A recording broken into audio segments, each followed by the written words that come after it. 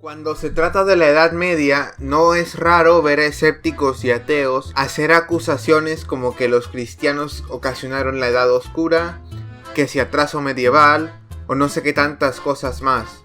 Uno de los talking points más comunes para apoyar esta narrativa es la supuesta quema de la Biblioteca de Alejandría por parte de cristianos. Esta idea inclusive ha sido apoyada por académicos como Carl Sagan o Richard Dawkins. Como veremos a continuación, esta idea es falsa y errónea.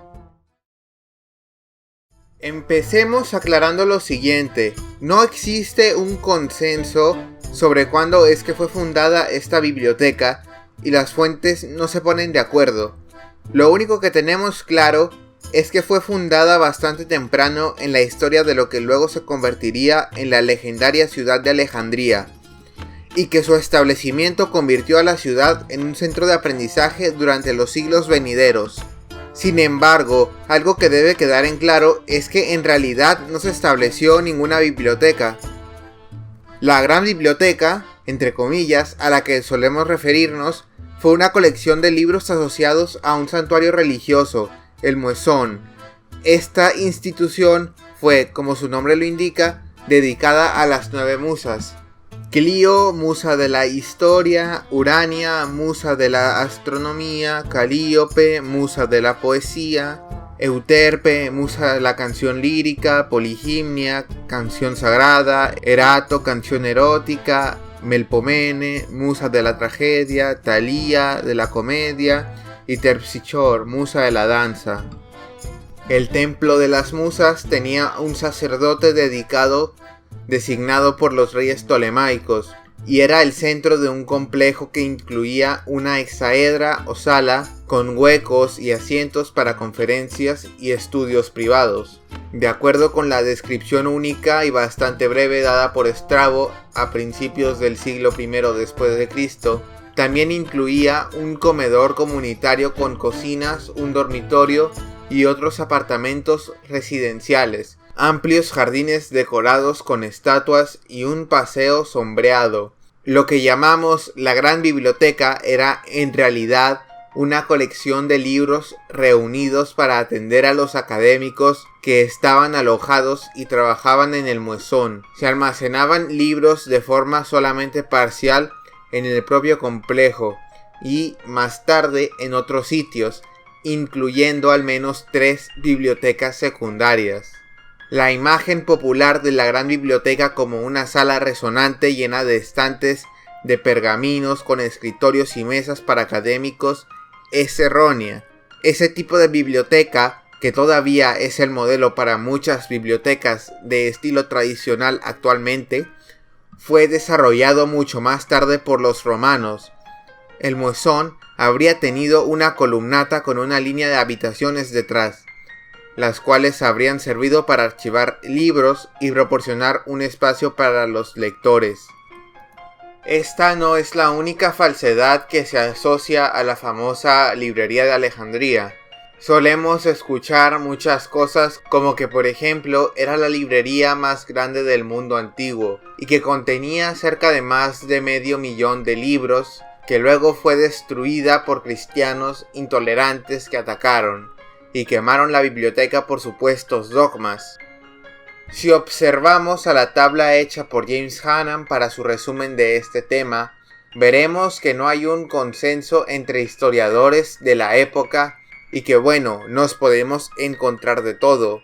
Hay quienes decían que la biblioteca tenía cerca de 50.000 libros, otras te dicen que sí 500.000 de libros, otras llegan a los 700.000, así que, sin temor, podemos afirmar que no hay un consenso en este aspecto. Si fuera por fuentes históricas, realmente no podríamos probar nada porque uno dice una cosa mientras el otro dice otra. Es una pérdida de tiempo. Lo que podemos hacer es intentar hacer cálculos que nos acerquen a una cifra que llegue a la realidad basándonos en el tamaño de los pergaminos. En el paper de 2002 de Robert S. Bagnall, Alejandría, librería de sueños, se señala que conocemos alrededor de 450 autores de quienes tenemos como mínimo algunas líneas de escritura cuyo trabajo existió en el siglo IV a.C. y otros 175 del siglo III a.C. También se explica que la mayoría de estos escritores probablemente solo escribieron obras que llenaron un par de pergaminos a lo sumo, aunque un pequeño número de escritores, como los dramaturgos, habrían tenido un corpus total que llenó mucho más que eso, incluso hasta los 100 pergaminos. Entonces, al adoptar la cifra casi ciertamente demasiado alta, de un promedio de 50 rollos para contener el trabajo de cada escritor, Bagnall llega al estimado de 31.250 rollos para contener todas las obras de todos los escritores que conocemos hasta finales del siglo III. Si bien es un número bastante respetable de pergaminos, está bastante lejos de tener la exagerada cantidad de pergaminos que se le suele adjudicar, que si medio millón, que si el 90% del conocimiento antiguo o demás. Esto se refuta viendo cómo es que existían otras librerías rivales que tenían un número similar de pergaminos siendo resguardados.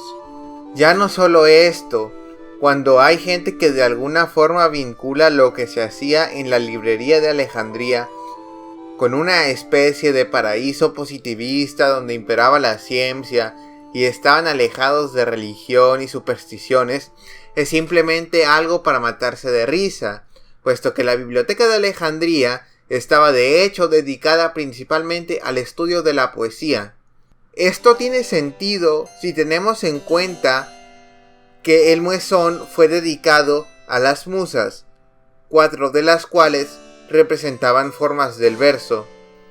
Las obras de Homero, en particular, fueron un foco principal de estudio en todo el mundo griego, y sus poemas impregnaron el pensamiento, la escritura y el discurso cotidiano, como hoy lo hacen las obras de Shakespeare y los textos de la Biblia. La importancia de los estudios literarios en el Muezón se pueden ver analizando las especializaciones de los hombres que sabemos que eran directores de la institución y, por lo tanto, entre comillas, bibliotecarios. Nuevamente, James Hannam ha proporcionado una tabla útil. De todos los eruditos de aquí, solo Eratóstenes es conocido por hacer cualquier cosa cercana a la ciencia. Los otros se dedicaron al análisis literario y textual, la poesía y la gramática.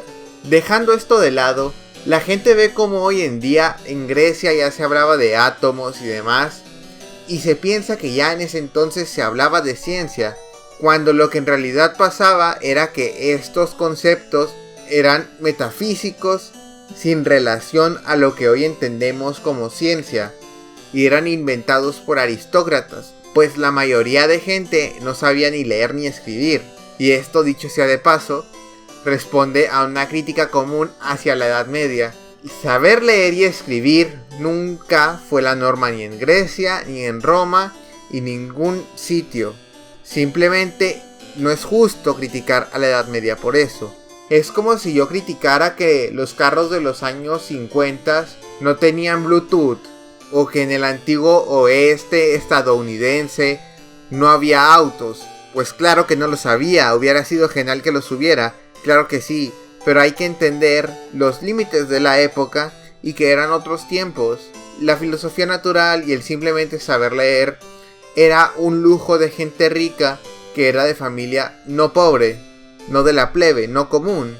Tal fue el caso de Platón, Aristóteles y demás. Todos eran provenientes de familia que en definitiva no eran pobres. La concepción de los New Atheists sobre la biblioteca de Alejandría tiene poco o nada que ver con lo que en realidad fue.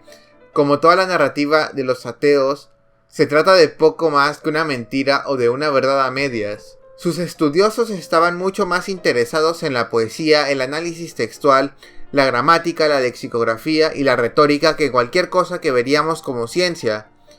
La protociencia, entre comillas, que hicieron fue principalmente de una naturaleza muy abstracta y a menudo metafísica, y también estaba generalmente divorciada de la innovación técnica y de poca aplicación práctica, lo cual no sirvió para nada para avanzar en la tecnología. La idea de que si la gran biblioteca no hubiera sido incendiada por malvados cristianos, todos por ende estaríamos viviendo en relucientes ciudades espaciales, en la Luna o en Marte o en donde sea. Por lo tanto, es una tonta fantasía. Y por último, pero no menos importante, cabe mencionar que la gran biblioteca no fue incendiada por cristianos. Ahora bien, ¿quién quemó la biblioteca? Esta es la parte más interesante del video, puesto que si revisamos los datos proporcionados por historiadores de la época, veremos que la biblioteca de Alejandría no fue quemada por cristianos, y de hecho dejó de existir desde mucho antes que el cristianismo existiera en primer lugar. Según historiadores romanos de la época como Dion Casio, Plutarco y Floro, solo por nombrar algunos, la biblioteca no fue quemada por cristianos, fue quemada por el pagano Julio César. Citando a Plutarco, el primer peligro que corrió en esta guerra fue la falta de agua, porque los enemigos taparon los acueductos, interceptáronle después la escuadra, y se vio precisado a superar este peligro, por medio de un incendio, el que de las naves se propagó a la célebre biblioteca y la consumió. Fue el tercero que, habiéndose trabado batalla junto a Faro, saltó desde el muelle a una lancha con el objeto de socorrer a los que peleaban, pero acosándole por muchas partes a un tiempo, los egipcios, tuvo que arrojarse al mar, y con gran dificultad y trabajo pudo salir salvo. Si observamos la obra de Dion Casio, Historia Romana, podremos ver lo siguiente. Después de esto se produjeron muchas batallas entre las dos fuerzas, tanto de día como de noche, y se incendiaron muchos lugares, con el resultado de que se quemaron los muelles y los depósitos de grano entre otros edificios, y también la biblioteca, cuyos volúmenes, se dice, fueron de la mayor cantidad y excelencia. Se podría argumentar que hay quienes dudan de estos eventos, pero sin embargo realmente toda la información que tenemos apuntan a que sí fue quemada por Julio César. Dudar de esto realmente no tiene demasiada base, y es escepticismo vacío en mi opinión. El Muezón y su biblioteca eran casi seguramente un recuerdo a finales del siglo III, destruido en una serie de calamidades después de un largo periodo de decadencia. Pero lo que falta en toda esta evidencia es una mafia cristiana pirómana aullante. Si la gran biblioteca dejó de existir el siglo anterior a que la cristianidad llegara al poder del imperio, ¿cómo quedaron atrapados los cristianos con la acusación de destruirla? La respuesta, pues, no radica en la evidencia sobre la gran biblioteca, sino en la historia de su biblioteca hija y anexo en el Serapeum. Si bien la gran biblioteca nunca fue tan grande como afirman algunas de las cuentas más fantasiosas, está claro que sus existencias eran lo suficientemente grandes como para que al menos una de ellas estuvieran almacenadas fuera del Muezón. En el año 391 después de Cristo, el Serapeum fue derribado por soldados romanos y una mafia cristiana, y es aquí, finalmente, donde encontramos la semilla del mito. No hay fuego involucrado, y la biblioteca hija de la gran biblioteca de Alejandría fue la que fue destruida, no la gran biblioteca en sí, que para este punto ya había dejado de existir. No hay evidencia contundente que apunte a que el Serapeum todavía contuviera alguna biblioteca para el año 391 después de Cristo. Cuando se cuenta la versión mítica de la historia de la destrucción del Serapeum, generalmente comienza sin explicar por qué el templo fue atacado, y se suelen pensar en cosas como que odiaban ese conocimiento porque dogmas o algo así. Pero varios relatos del final del templo señalan que llegó como el clímax de una serie de ataques de paganos contra cristianos en reacción a la profanación de ídolos paganos. Mataron a muchos cristianos, hirieron a otros y se apoderaron del Serapión, un templo que destacaba por su belleza e inmensidad. Estaba sentado en una eminencia. Esto lo convirtieron en una ciudadela temporal y aquí transmitieron a muchos de los cristianos. Los sometieron a tortura y los obligaron a ofrecer sacrificios. Los que rechazaron el cumplimiento fueron crucificados, les fracturaron ambas piernas o fueron ejecutados de manera cruel. Cuando la sedición habría prevalecido por algún tiempo, los gobernantes vinieron e instaron a la gente a recordar las leyes, a abandonar las armas y a abandonar el Serapeum. Sozomen, Historia de la Iglesia. Algunos intentarían argumentar que los cronistas cristianos se avergonzarían del crimen de destruir el último remanente de la gran biblioteca y lo silenciaron en sus cuentas. Este argumento es difícil de sostener, pues los historiadores cristianos de la época sí que registraron actos vergonzosos contra paganos.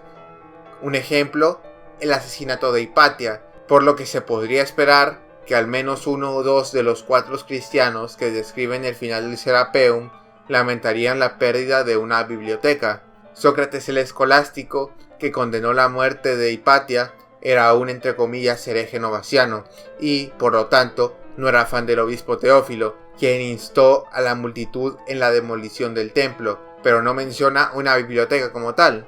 Incluso más significativamente, Eunapios de Antioquía era un pagano, un erudito y un vehemente anticristiano, por lo que tenía todas las razones para condenar cualquier destrucción de la biblioteca, pero nunca lo menciona.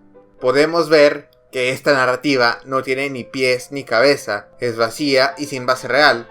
Para terminar el video, los dejaré con una frase de Edward Gibbon.